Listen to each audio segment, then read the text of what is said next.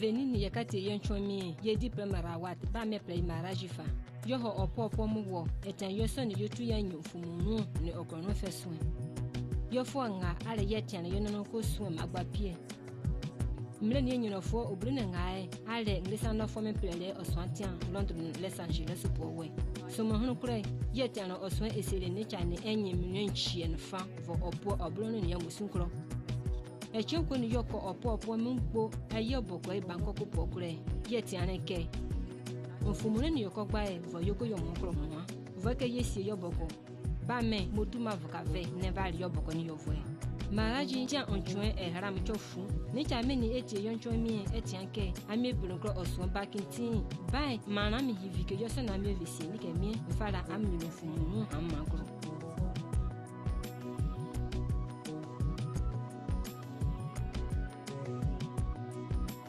mfumu no fait soin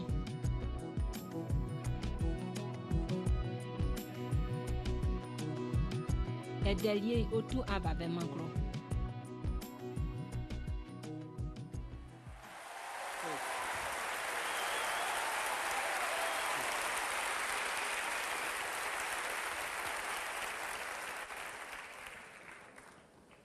Today, we have a chance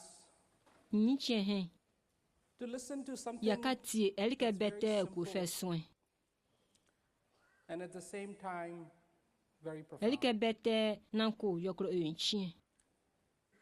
We don't view our lives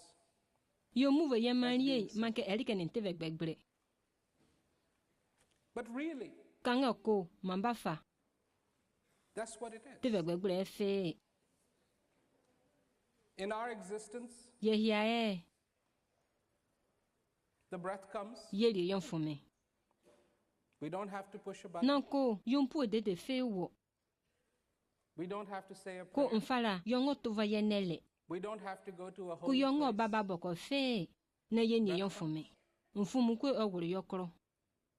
And with each breath comes this life. With the simplicity. With simplicity, approach.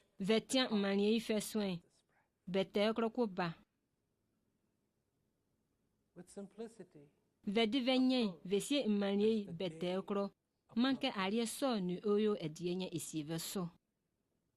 The sun begins to rise. Gentle, brighter, ever more ne brighter. aria ko hoyenyon kure ko yeke fein ble And it comes through.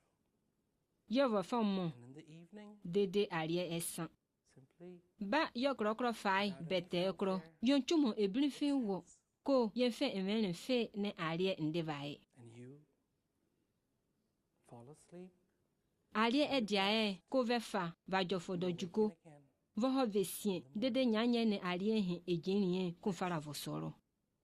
It's how simple it is. Lequel yasone te ple What's going on around you? ne ke memlungbe roke vesike yile vekpun wo mo Most powerful thing. elke no kro enchien ve mankro It's breath. ne tevon fumie Unannounced comes in. mo noro ne yema onworo vokro yeva ye yivo bokongbo Life is breathing. ko vekeli ma And it breathes. vekeli ma bai And it comes. yoho And it goes. yeva And it has a rhythm. yoho yeva yoko ye minge yoso ni yoyo e ayefe ye minge ye ni elike vonyo ye fe de fe ye ti asifelike yoho yeva yoho yeva Your likes. ye manye yohro enike mie ba yongure ehun ye manye yogba enike mie ba e an fa ye diae ye manye yotun yosusunsun ye nyadron ye le baba ni vutue nike melungbe eva ye mankro nanko am vote Is the subtle. ale onfo me ni yelie veni me ya vakro nanko yeti asifelike Wind that is not a fufuko wind. kwe nanko nu fufuko And it comes through this. And it awur even hinkro aman yetin this time. odo hen This time. odo hen is my te time. mendo. This time is Odon your he time. te vodo. This time, Ba odon na pie. this trumpet Even will kwe. play a tune. Kelele ojon. And the tune that this trumpet will play Ojon dei kwe. will be sweet and beautiful. Ni oyo dedede. And the music that will come out will be in adoration Ba ojon hne and te gratitude emanie atoto. for this existence. Te yamo ayo. This is what it is all. Elike ne mare mecha fe soyane. Not to walk the streets Vehe imahin kure. empty, Ku vetokro unyuve jengra fu. empty, Jengra so full of ideas. dede ne ajunu nivie la kwe ale epo vetekure. Vema mfumunwe imni vema kro.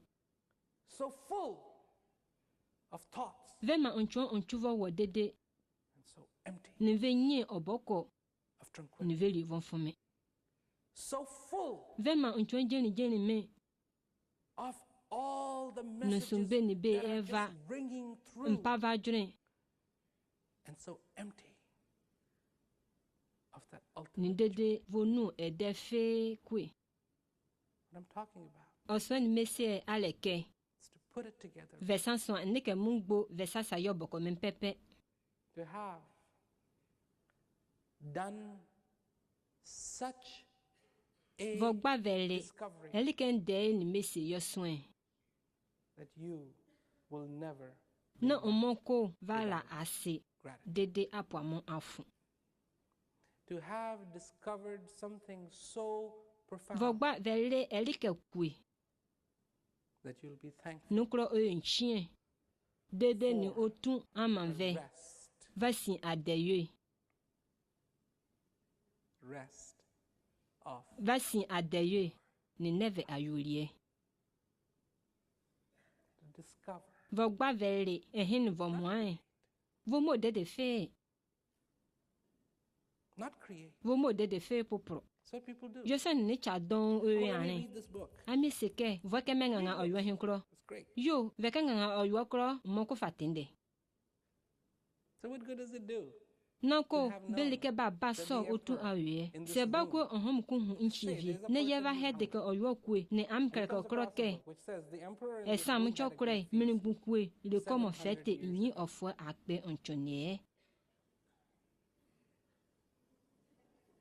Does it do any good to the hungry Belike person? oyo hnu soy ne ye ngangenge otu ayo amaye velie velike nchane ohom ku hunye otu anye ehne kro faswa minyu munomo And tasted of such a meal voke veli elikerie hne that you're thankful for that meal. voke yesi vono no moko veli fe ede ani hyongbo vove mainkro To have found such a well voke veli esikra bokwe no vo that you have never to go thirsty. no moko venyu nchue von dede ni osomi mumu ve fefa The human nchue memengbo ni mesie otu ayomo amave ve opoko nchava biara kwe human possibility. otu ayomo amave Fulfill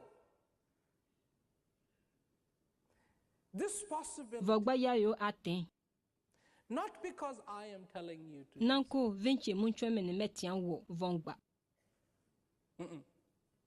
And don't ko fulfill mfala this venchi possibility oyo vie because you ne read it. vengangenge kro wo Fulfill vongba this aten hne possibility because you have heard the call veti of your auko own ke heart. nika mungbo otu ayomo amanve ansenike vete voko vo moin ne kogba edelie ni That's why you should. vo moin apre we ale voko vogba vele baba ne metia feswen And if you have not heard that call, ba 70 le vo moin ni ko fae you may not have. te vegbegbre Then be quiet. vo edin Someday, be quiet and listen. achie ko vo edin ne vegbeva we Listen. vegbeva we vetie Very quiet. vo edin ko ba ne vetie Not from here, vengbeva we vete ipiomwe but from here. ne vegbeva we vo moin pie And you will hear ke a vakati call apre that is the most familiar thing to you. ke vakati apre kwe your ne vete moi And you know why? De one messe veke. Because it's been calling Vete moi. and calling Metiamo en seneke. and calling. Sumo kone veke lima ale enehne keten. This big, and you were this big. Mlen vete ale bekron ale vulaoko. Ale yovo fe dede juko me. Vema eneke même bon nouveau tout va se suivre et pas à possibilite boko. So let's stand on our feet for a while and Ba just ye take se ye an pekumu inventory aye of na what ye we've tata got. eneke me ne ye mingunu. What do we got? Belika ko fon ye minge. A few seconds, Secondo Come don together eta and make amfe a minute. oyo minute kui. and before you know it, a Ba few minutes dede come neva le together. kroko minute and me make fa an hour. taramfe yoro And odo before you kui. know it, a few hours come Mfala together. veni me kroko odo me And make a taramfe yoro echien kui. And before you know it, a Ko few echien me days fa come together and taramfe make a yoro week. dumasin kui. And before you know it, a few weeks come together and make Ko a month. dumasin And me a few fa months come yivike together and make a onywe. year. Onywe me yivike And a few ofwe. years come together Ba ofwa me fa and make a lifetime. eta amfe ehivi imani okui. A lifetime. Mani oku ngbo But don't forget, vema vomo mpi as those seconds came ke emle together, ni segonde me ke ta amfe don't forget ko vema vomo mpi what it is that is sewing this fabric elike of ene creation, ye sewing manye this fabric of life. elike ene What is it nwa he that's ni making yeminye it evolve? What is it elike that's ema making it mma change? he What oho is it ye that's nyokre making elike it ema mma he transform? ehiviye What is that wish? elike What ovo is ma that he kro desire popre to be transform? kro otum hnusuye be kro And whether inivie you sun like it or not. hnusuye ba vesie ke se vojinga fo se vanjirma fo ko fa When onivie you ikava cease to mle ne acknowledge odokwe the value ne of ebe kro enyi each moment ve in ma nkro your cheve de de fi life, ko fae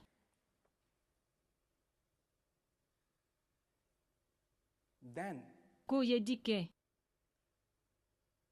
that desire, that want elike ene to ema ve transform vogba inivie ve ma nkro ko fae carries no meaning. ne yo boko fa Because now it is just a meld ansani ke yo moy of a bunch of ko ye seconds dike coming together, segonde me okunkun amfe coming together, okunkun amfe okunkun amfe coming together, okunkun amfe forming that hour. ehivi The hours odokwe coming together and ehrafu forming that day, and so on, ba and so on, and odome so on. ehivi echien ko sinkron koho dede manioku ojuo And then we sit and we plan. ba ye heko ye katiti Yes, ne I ke me want to yesa retire at this me age. dede ne and ke this is manyo what ofo we mu do. che manu ajuma fa nke ma yo ehene he Question becomes, ba kote ne eva mitokre ale you retire. vakaya ajima lie tom kokro do woni vakaya ajima lie sebebele nchi omo jaka de woke nkema ya ajima lie no moko matuma yo ne ko ngbo no gba keke mo yo yi echenkro nwi So what is it?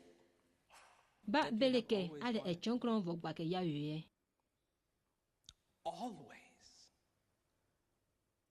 wanted to do. echenkro beleke fon vo gba ke ya yo ye elike That you wanted to do. vo gba ke ya yo yi sumo konni ve mingi ofo nga And you were 4. ofo na And you were 5. And you wanted to do. ofo nui elike vo gba ke ya yo And you didn't think you could do it. odon hnkro no vo mo sobo vontumo vo nyo So you said, oh, maybe when I'm ne 10. dede ne venyo ofo then brun ale The vakatu va aspiration ye is to become 16. ba vakogba ke venyo ofo obrini 16. chie Then I can do se it. inyo ofo obrini chie 16, nkuma it tuma gets to yo be ne kongbo 21, numroro 21, obrini I'll chie be be able to do kroko what I veme want. ofo efinukwe se inyo ofo efinukwe a nkuma yo ehingbo numroro ye fa ye be kroko ye kesasa ofo onwa ba vesi dede ne yakaju ofo memre ofo memre kroko ye kelele ye fe ye va teke mukro You ask a person 7 years dede later, they're ofo se still on 25. chunkura ebe kro ba adon ho kone evilin chivi yo fon ren kuye me kuma gba manyo fo onnu I'm in so my ko manu ko 30s. he ba evie ya kuye meme mo ofo onnu kro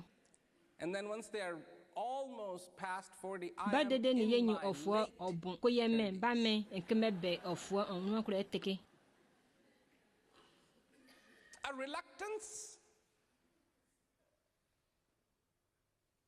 to have etie become manke veken na older wala ba ayi without anseni having ke done what you have always. vantu mo vanyu elike eni vogba keke vuye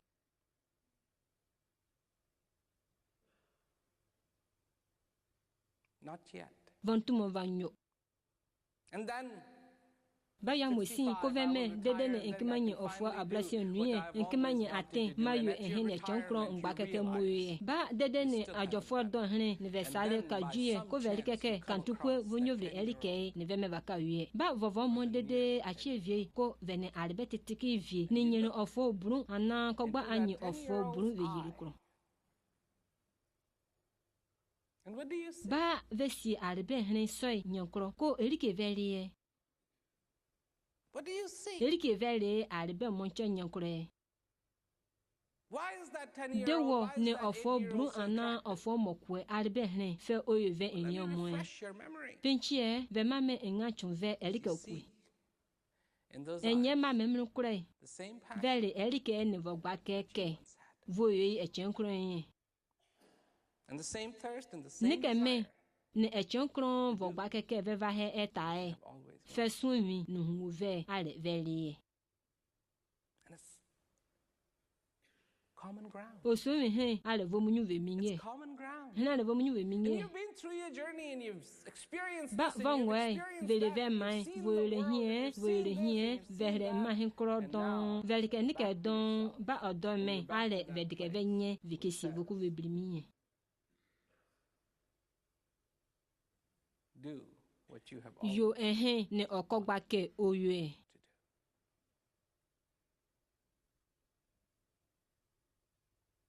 And what is that? Ba elike so.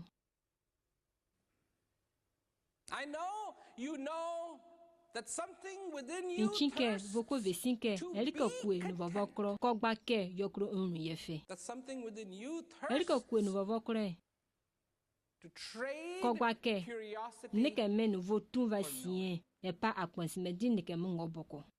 Curiosity. Akosmedi What is that? ale What is that? elikie akosmedi yale elike ngbo ne velia ko vele elike ahen elike ahen Once does the curiosity nike mu ngbo ne satisfy? vevie vefe ntumo nuvo mo.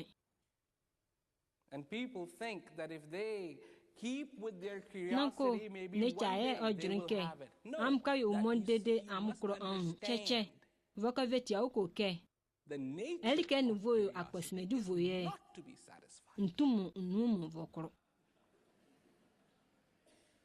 Because if curiosity Ansenike satisfies, it elike nu voyo disappears. It goes vesie purple. funye emleko ni voye dede nu yoko yemringe So it preserves itself. yo hopra fun ye pia Through yefe whatever you do, it voyo preserves songo itself ko fao as curiosity. ye pia yefe. So here, Ko what I ne am adronfe referring to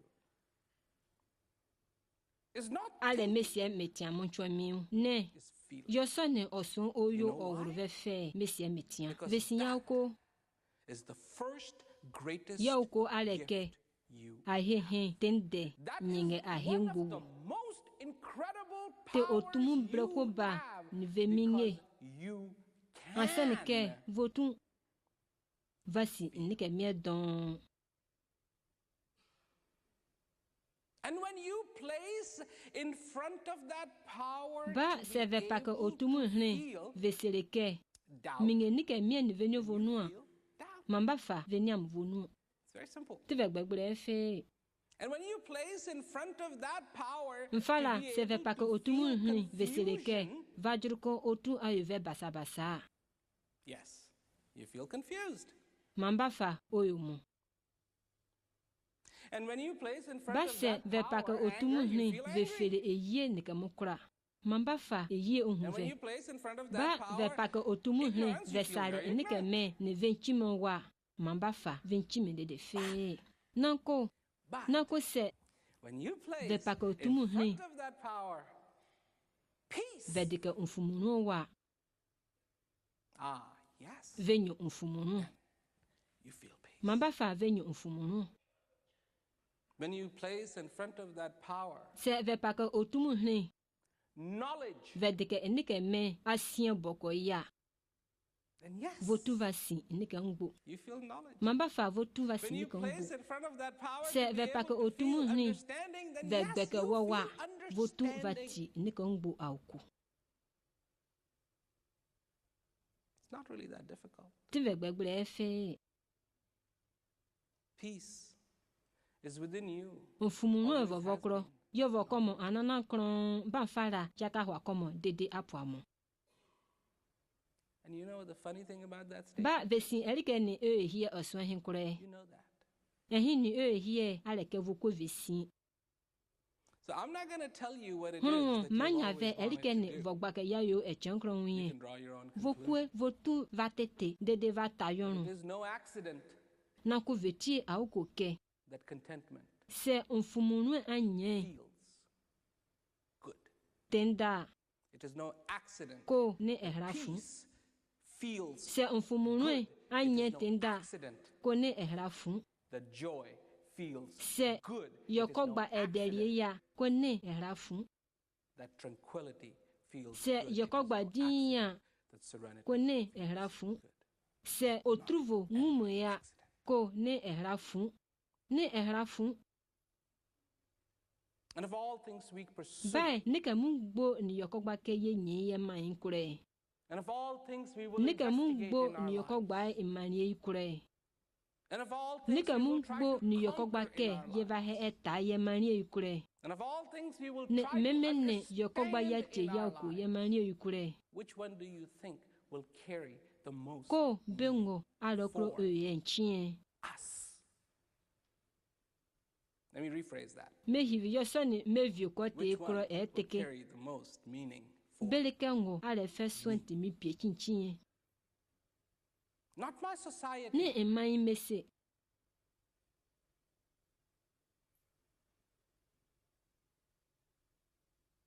not my country, Ne mo po ebri mi mese.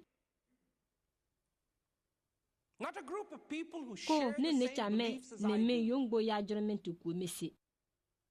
Me. Ne mukwe Me. me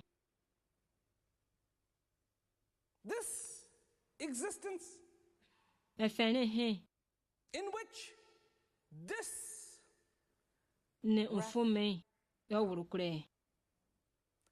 I am talking about, this Me fe vessel, so metia.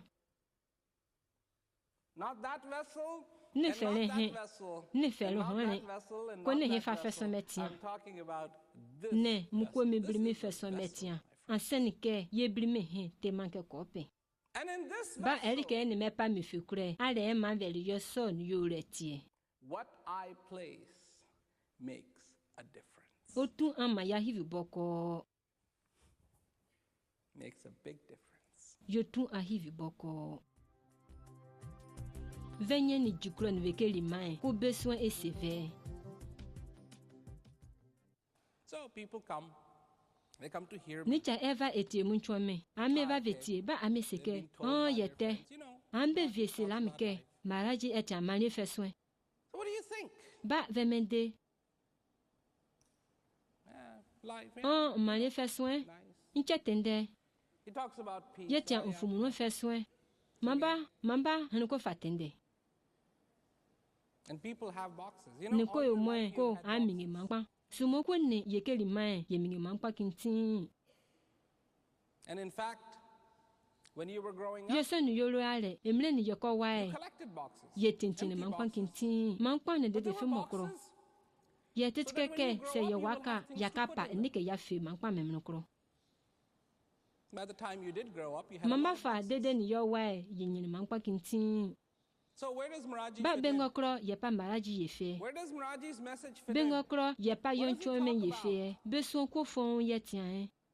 Let's box Ye it. pa enike mungbo Let's ye box fe this mankwa message. Oh, kokoro. it's Yo son religious? ye tian. Ko fae ye pa ye fe kwankwan kro. Ne aso asona fe soen Spiritual. cheche. Ajromo pro No. cheche. What? Ne ba monko elikiane. So you think about it. Ko voko junu You fe. think. Vuko What se do fe you fe think? soen. And Ba when you beson think ko about fon vo what sun is sien. he Ve going to seke. talk about? Elike fe son What ya does he talk katian. about? Belike fe It is to soen. go and look at every one of Ve the tete boxes mo you no have and see monko which vo you ho label. vesie mankwa mokro. Because Vo ba now edini va kapa va sa fe. you don't want to Anseni make ke new bai. boxes. Vongba venente And mankwa you mo don't pro. want to write new Konfara labels. vongba vo mo So edi mo let's see, pro. make it convenient. Hunu vo ho Let's see vesie what na box be we men can ve put mingo this in. kro ne vesike. Yesie na bem kro I have yogba news oboko for ne you. yakasa iye. Ve mami This won't cheve fit in a osonkui. box. Manchumo kwankwan fe kro. It never Ana has na and it kron never kwe will. anchuma kwankwan fe kro e mo ko mfara manchumo e fe kro achechi There is aseni ke ne unchwa me mu And I kro e mean fe ne that points to you, ntiane mane vekintin not as a society, mentia unchwa me mene me manve aseni ke vovo magba pie not as a citizen, ana ke vete opo hin wopo not as a father, ana ke vete eye not as an ana ke employee or vete incha employer. ajuma po ko ne ke vepa incha ajuma wo No labels, minchie de fe fe na mentia menchwa me no judgment of the color of your skin, minchie vo foko nchwenye no judgment of the accomplishments you have mumu or ni have ke not menu had. voyolo ne menu vanyo The first time not to be nyila judged kwe amichie ve ba nu voyolo either by the failures ne ve ba nu or vanyo by the fe success. venche ve oswe Either by the amichie failures ve ni ke menu venyene or by, ne menu vanyanwo neither to be judged amichie by country, vopo nu vovokro wo nor to be judged in any way, but ko to be amichie simply de fe pointed je at, ne fe wo and ne say, venche veke say, you are. venye jukro veke lima And when you ask, what does that mean? ba se ve via yauko alede You say to me, you are alive. mlene What does amke that se veke mean?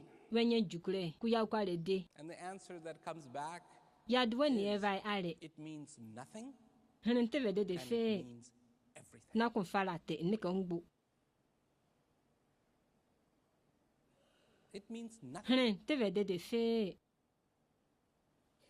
and it means everything. na kun falate ne kan gbo This is about understanding, not mogbake believing. ve This ti is kro about nende understanding. venie veni This is ehrafu about ve ti knowing auko vaka voko ve sinkro wan the meaning, je sais nouveau tout va si ve manie this, je sais nouveau tout va le know ke the value, von fome kro o nchien to know. ele ke asien